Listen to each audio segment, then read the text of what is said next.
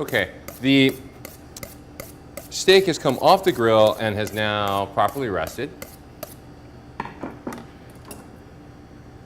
And what we're going to do now is slice just so that you can see what a really good medium rare looks like here. And again, when you're dealing with meat of this quality, you really don't want to cook it beyond this. And you see how I'm cutting it across the grain.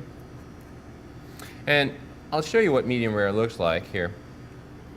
I'll use my knife as a pointer. Here you'll see that we have the beautiful Maillard reaction, the browning, the texture on the outside, the grill marks. And then beyond that, you'll see a slight, maybe 1/8 of an inch strip of gray meat. Right? So this is meat that we had to sacrifice just to get the internal temperature up.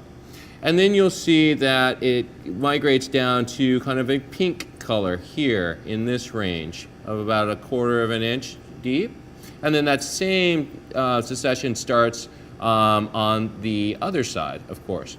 But here in the middle, you'll see that it's almost like a, not quite raw, but a darker red color.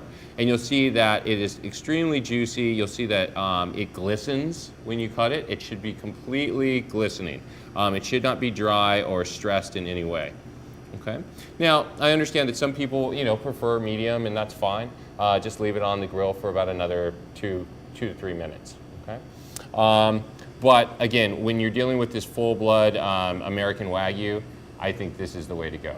And then when you slice, again, you want to have a very sharp knife, and you want to cut on this diagonal on the ribeye so that we're going across the grain. Let's check the tensile strength of this. Look at that. Look how easily that pulls apart because we're going across the grain. So we wouldn't want to cut lengthwise on the steak, we want to cut across. Okay?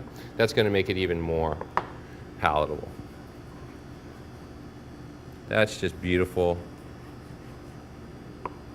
Well seasoned, nice vein of fat that runs through the ribeye. All that flavor. Lovely. Okay, and then we could do a whole plate up with the one that we did with the pan sear. It's been resting for quite a while now. But what I did was I put together a little reduction, and this is so easy to do. You can do it with balsamic vinegar, you can do it with red wine. What I did was a combination of red wine vinegar, red wine, and a little bit of agave. And then I just swirled in a pat of butter at the end to just to give it some richness. And I've got that pan reduction right here.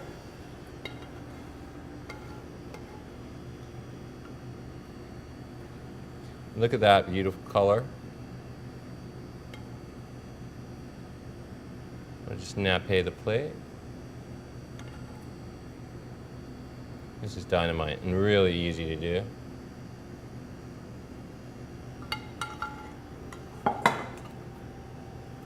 And as far as the wine, you should reduce the wine that you're going to be drinking that night. That would be a really good rule of thumb to follow. And then we can just garnish that beautiful steak with a little bit of the thyme that we used in the butter baste and a little bit of fresh parsley. Well, I want to thank everybody for joining us here at our kitchen at the St. Joseph Center Culinary Institute in Venice Beach, California. And again, a big thank you to Lone Mountain Ranch for donating this beautiful full-blood American Wagyu.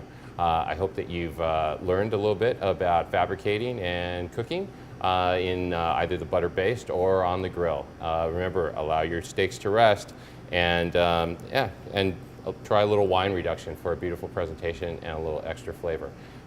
Thanks so much. I'm Chef D. Brandon Walker. Thank you.